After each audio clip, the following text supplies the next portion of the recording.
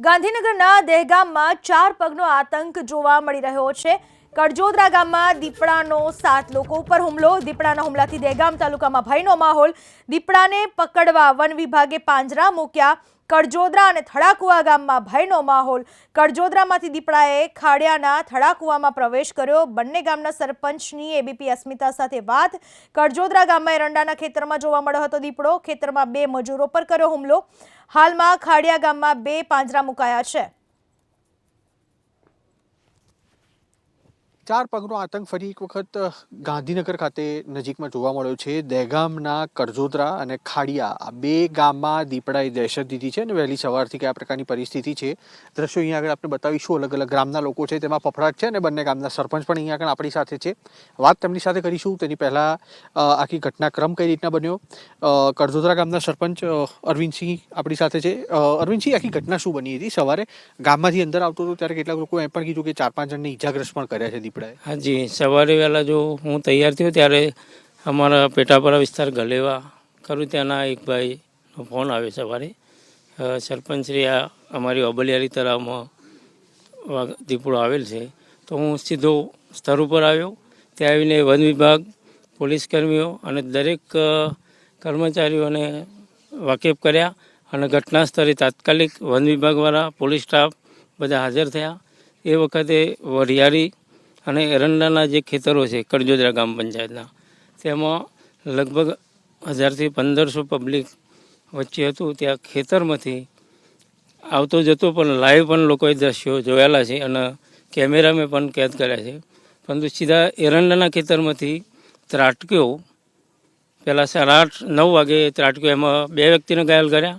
એ પછી લગભગ કલાક પછી એટલે 10 વાગ્યાની આજુબાજુ ફરી જે એરંડાના ખેતરમાંથી જેવો ત્રાટક્યો એવા લગભગ 4થી 5 જણને ઘાયલ કર્યા। એટલે ટોટલ કડજોદરા ગ્રામ પંચાયતના 7 વ્યક્તિઓ ઘાયલ છે અને એમને તાત્કાલિક 108 દ્વારા કોઈ પ્રાઇવેટ દવાખાના વત્તા સિવિલમાં પણ રેફર કર્યા છે। અમુકને નાની મોટી ઈજાઓ પહોંચેલી છે।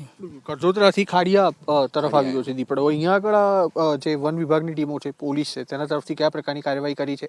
અહીંયા આગળ દીપડાએ કોઈની ઈજા પહોંચાડી છે? હા, અહીંયા સાહેબ એક માણસ હતો જે એરંડા દિવેલાના બાજુમાં સીડામાં ફરતો હતો, તેને એક ઝાપટ મારી તેના ખભાના ભાગે નિશાને ટચ કર્યું છે અને વગાડ્યું છે એને।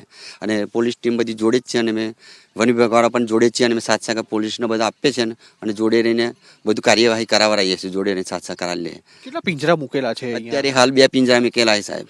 હા, અત્યારે હાલ 2 પિંજરાની વ્યવસ્થા કરી, અંદર બકરાની અંદર વ્યવસ્થા કરેલી છે, પકડવા માટે એની કોશિશ કરી રહ્યા છે। આ બંને સરપંચો પૂછવાનો ખાસ આપણે એ પ્રયાસ કરીશ કે દીપડો છે આક્રમક થયો છે કારણ કે લોકો પર હુમલો થઈ કરી રહ્યો છે, ઉંમરલાયક છે કે ઘરડો છે, કઈ રીતનું છે સાહેબ? આ જે દીપડો છે એ સાહેબ એક બાઇક જેટલો મોટો લોબો પડો છે અને જે ત્રાટકે છે એ ખ્યાલ જ નહીં આવે। ક્ષણમાં પણ એક નજીક આવી જતો હોય એ કોઈને ખ્યાલ પણ નહીં આવતો, એટલો મોટો છે સાહેબ। સીધી તળાપ જ મારે સાહેબ, ડાયરેક્ટ સીધું માણસને બાળે ને સીધી તળાપ જ મારે, પંજો જ મારે, સીધું પકડવાનું કોશિશ કરી રહ્યો। ગ્રામજનોમાં કેટલો ફફડાટ છે અત્યારે કારણ કે રાતે મળ્યો ની રાત પડવાઈ છે? રાત પડવાય એટલે માણસનામાં દરેકના ગામના આજુબાજુ દરેકને ફફડાટ આવી ગયો। 5-6 ગામડાની અંદર ફફડાટ આવી ગયો માણસની અંદર કે રાત્રે અમારે શું કરવું એ વિચાર ના કરી રહ્યા અત્યારે હાલ। તમારા ગામમાં કેટલી વસ્તી છે? ખાડિયા ગામમાં? ખાડિયા ગામમાં લગભગ 1200-1300 ની વસ્તી છે મારે। અને તમારા ગામમાં કેટલી વસ્તી છે? 10થી 12 હજાર કડજોદરા ગ્રામ પંચાયતની 10 થી 12 હજારની વસ્તી, તમારે 1200 થી 1300 માણસની વસ્તી છે। થડાકવા બાજુનું ગામ છે 400 માણસની વસ્તી છે। હા, 1600-1700 માણસની વસ્તી ખરી 2 ગામની થઈ, ખાડિયા થડાકવા ગામ પંચાયતની।